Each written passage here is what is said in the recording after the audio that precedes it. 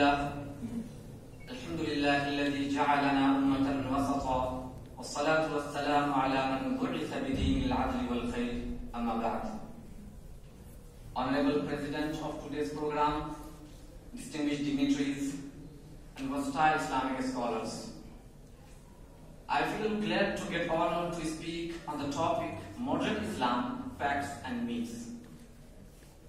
Dear audience, it is widely witnessed across the world that Islam is systematically targeted, defamed and denigrated by false and hollow accusations labeled against its shining teaching and perfect guidance to put a stop to its rapid spread and growing acceptance among the world communities.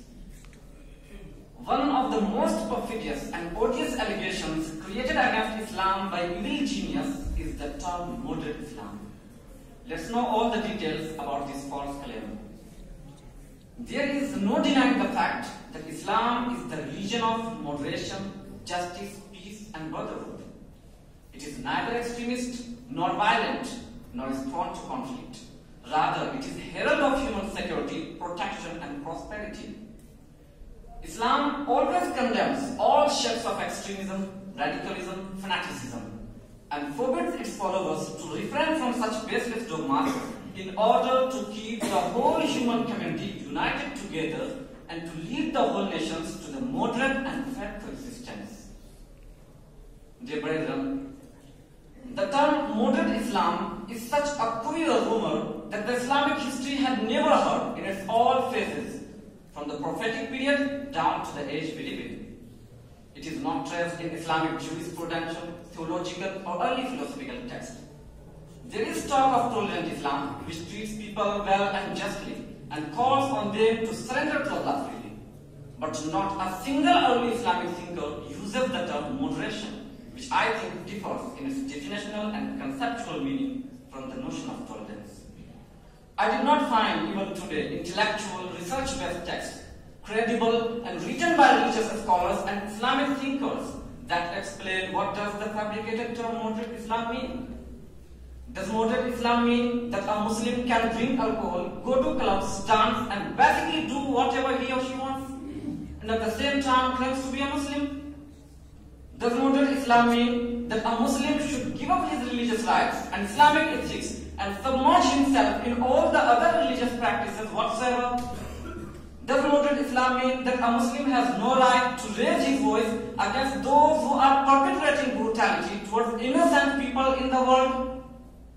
Does Moderate Islam mean that a regular, peaceful, practicing Muslim man who prays 5 times a day and grows a beard, or a practicing Muslim woman who wears the hijab is looked at as an extremist? If the case is so, then Islam has nothing to do with this ridiculous and absurd term. And the Western standards for extremism and moderation do not apply to Islamic standards. The Islamic stars. Let's cast a cursory glance on the Islamic teachings to trace if Islam had ever laid a stress on extremism, leaving moderation aside. No and never. But Islam is the only religion which enlightened the whole world about the moderation at the time when the entire globe was unfamiliar with equality and justice.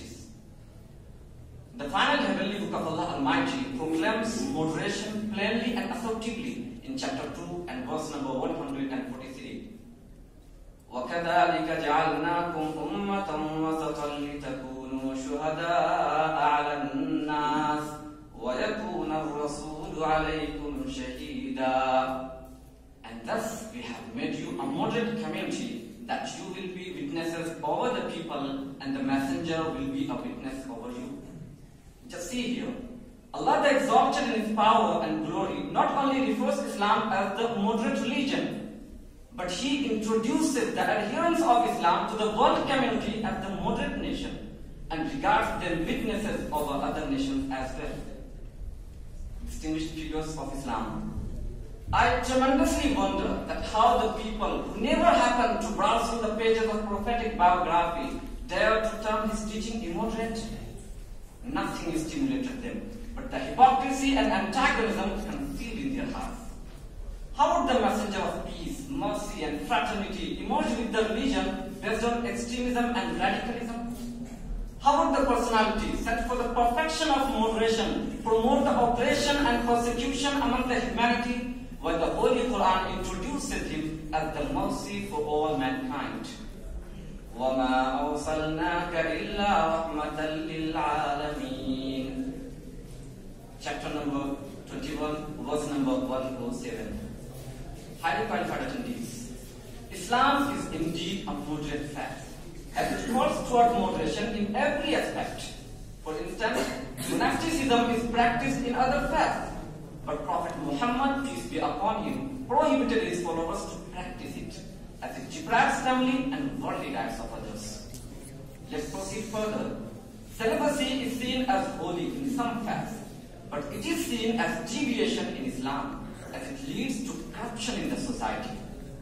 Islam has its just and fair approach while dealing with the status of Jesus Christ, and decrees its followers to stay moderate by calling Jesus Christ as one of the mightiest and most revered prophets of Allah.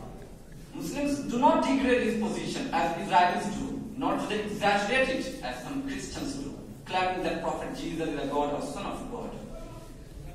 As a conclusion, I would like to say that Islam has been the balanced and moderate religion since its inception and emergence on the horizon of Arabian Peninsula, and will continue to be the same in all courses of the human history till the doomsday.